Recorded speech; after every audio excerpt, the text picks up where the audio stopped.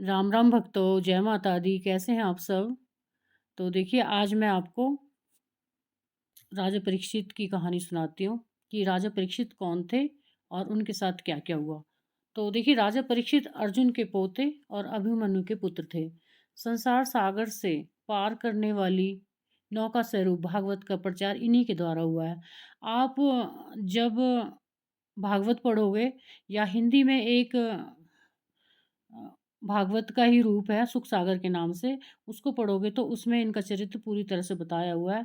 अभी मैं यही पढ़ रही थी, तो आजकल मैं भागवत पढ़ रही हूँ आजकल, तो मुझे कल मैंने वो पढ़ा तो मुझे ध्यान आया कि मुझे ये वीडियो बनाना चाहिए। तो पांडवों ने संसार त्याग करते समय इनका राज्याभिषेक किया था। इन्होंने नीति के अनुसार पुत्र के समान प्रजा का पालन किया।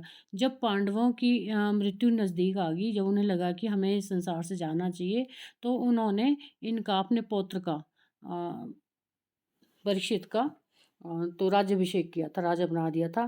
फिर एक बार जब राजा परीक्षित आखेट करने के लिए आखिर में शिकार करने के लिए जंगल में गए, तो उनको क्या हुआ कि काफ़ी देर होगी, तो उनको भूख प्यास से वो व्याकुल हो गए और अब वो तालाब की तरफ देखने लगे कि इधर-उधर कोई तालाब मिल जाए और मैं अपनी प्यास बुझा लूँ।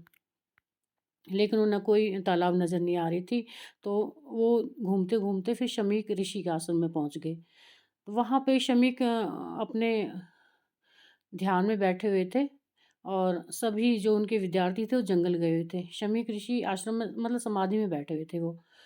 उसी समय प्यास से व्याकुल राजा परीक्षित आश्रम में पहुँचे और राजा ने क्या किया कि आश्रम में इधर-उधर काफ़ी पानी तलाश किया, लेकिन शमीक ऋषि जो समाधि में बैठे हुए थे उनके पास गए और बड़ी विनम्रता के साथ कहने लगी कि मुझे प्यास लगी है, कृपया पानी दीजिए।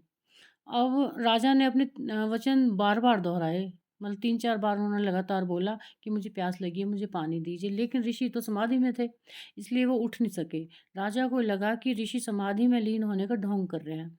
देखिए, यहाँ मैं एक और बात बताना चाहती हूँ, जब भी हम पूजा-पाठ करते हैं, कितना भी ज़रूरी काम हो हमारा, कितना भी हमें बीच में नहीं उठना चाहिए। कितना भी इंसान महत्वपूर्ण हमारे जीवन में आ जाए, लेकिन हमें वहाँ से उठना नहीं चाहिए। इससे हमारे भगवान का अपमान होता है और यही पूजा का सबसे विशेष तरीका है। पूजा करने उस समय बैठो कि जब बिल्कुल आपको लगे कि अब मुझे कोई तंग करने वाला नहीं है और जितना भी काम बिगड़ जाए, बिगड़ने दो। तो मैं ये बात बताना चाह रही हूँ यहाँ पे। तो इस बात पर राजा को बहुत गुस्सा आ गया जो उन्होंने कई बार बोला और उन्होंने ऋषि ने नहीं सुनी उनकी बात, तो राजा को बहुत गुस्सा आ गया। अब पता है राजा क्रोधित तो होते ही थे, तो पास ही पड़े एक मरा हुआ साँप पड़ा था पास में और उन्होंने वो गुस्से में ऋषि के गले में डाल दिया और आश्रम से जाते राजा परीक्षित को एक ऋषि कुमार ने दूर से देख लिया। तो सभी ऋषि कुमार राजा के स्वागत के लिए उसी क्षण आश्रम में पहुँच गए, अभी राजा पहुँचा हुआ है, लेकिन जब आश्रम में पहुँचे तो राजा आश्रम से जा चुके थे।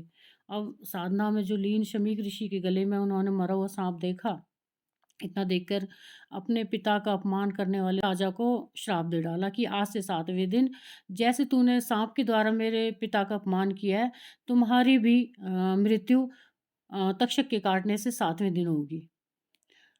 तो बोलते पहले जो भी श्राप देते थे वो सच हो जाते थे, तो ऋषि मुनि का बेटा था वो और उन्होंने श्राप दे दिया और इसी बीच ऋषि कुमार ने शमीक ऋषि के गले में मरा हुआ सांप जैसे देखा तो उनकी साधना टूट गई। जब ऋषि शमीक ने उनसे बात पूछी तो उन्हें सारी बात विस्तार से बता दी गई। उनकी बात सुनकर शमीक बोले, बेटा, एक साधारण से अपराध के लिए राजा परीक्षित को सर्पदंश से मृत्यु का श्राप देना उचित नहीं है। यह बहुत ही बुरा है। यह हमें शोभा नहीं देता। बेटा, अभी तुम्हें इन बातों का ज्ञान प्राप्त नहीं हुआ है, इसलिए तुम ईश्वर की शरण जाओ और अपने अपराध की क्षमा माँगो। तो देखिए, जो भी भक्त होता है, जो भी ऊँचा इंसान होगा, वो यही कहेगा कि सामने वाला कुछ भी कर रहा है उसे करने दीजिए। लेकिन हमें उस पे एकदम क्रोधित नहीं होना, उसके कर्म उससे करवा रहे हैं करने दीजिए। हो सकता है उसकी कोई मजबूरी हो या कुछ भी हो। तो देखिए, हमें सबसे पहले पूजा में क्या संयम ज़रूरी है। संयम, शांति ये बहुत ज़रूरी है हमारी पूजा में, तभी हम आगे भगवान को पा सकते हैं। तो इन चीज़ों से हमें बहुत सीखने को मिलता है। तो राजा परीक्षित को भी राजभवन पहुँचते-पहुँचते अपनी गलती का एहसास हो गया कि मैंने बहुत गलत किया है।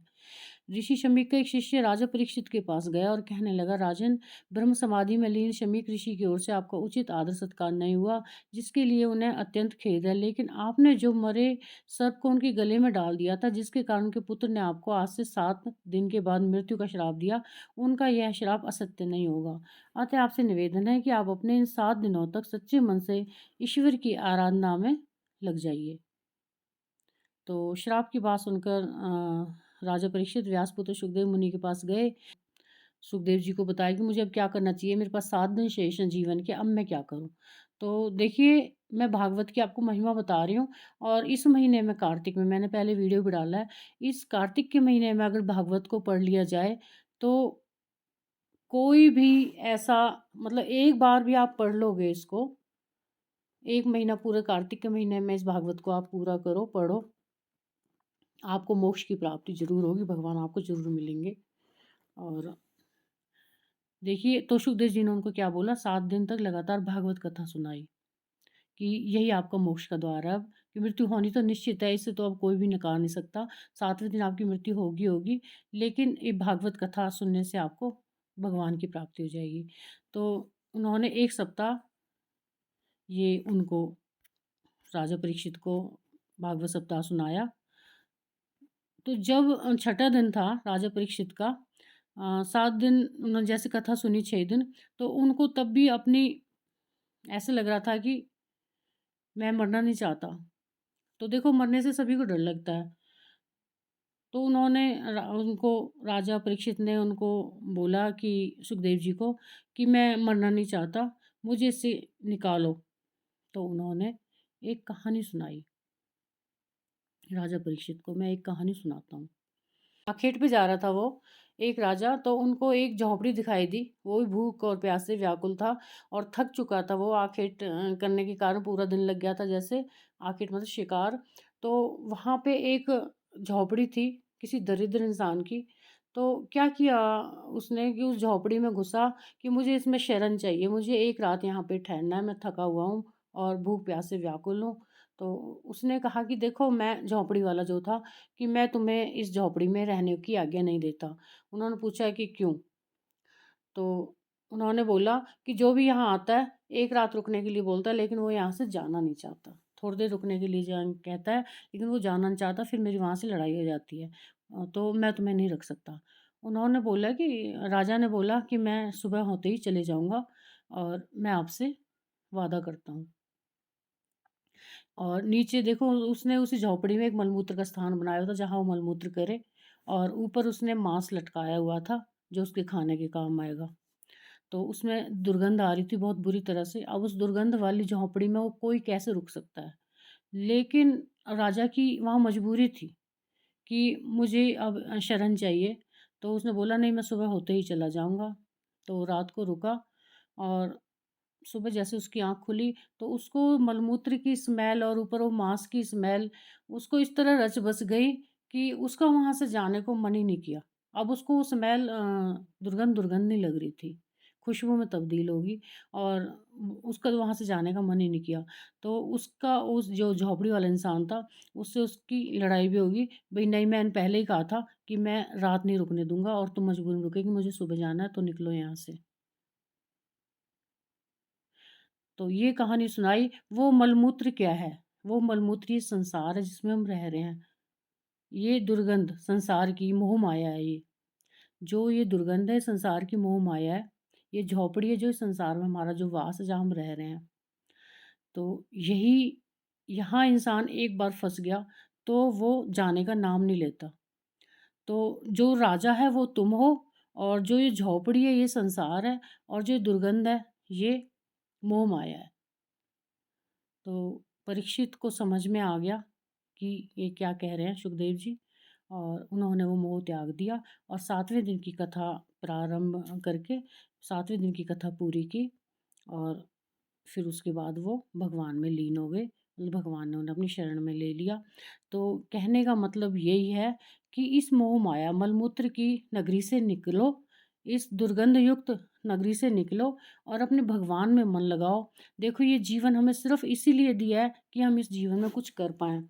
ये हमारा लास्ट जीवन होता है, जो भी हमारा ये इंसान देह हमें बार-बार नहीं मिलेगी, जितनी भी मिली है इसको लास्ट समझ के।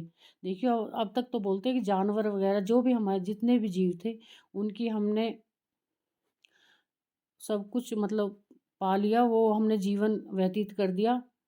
और जो ये इंसान का जन्म है, ये हमें कुछ करने के लिए, इसके लिए बोलते हैं भगवान भी तरसते हैं इस जन्म के लिए।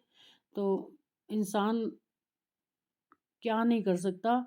इंसान सिर्फ़ खाने-पीने, मौज-मस्ती के लिए नहीं आया, उसके साथ वो कुछ करने आया है। सिर्फ़ भगवान का नाम लीजिए और जिसके लिए हम आए हैं उस मकसद को पूरा कीजिए। हमारा मकसद सिर्फ़ यही है कि हम भगवत चरणों में जाएँ और मोक्ष की प्राप्ति करें। मोक्ष की प्राप्ति यही नहीं है कि मरने के बाद ही मोक्ष मिलेगा।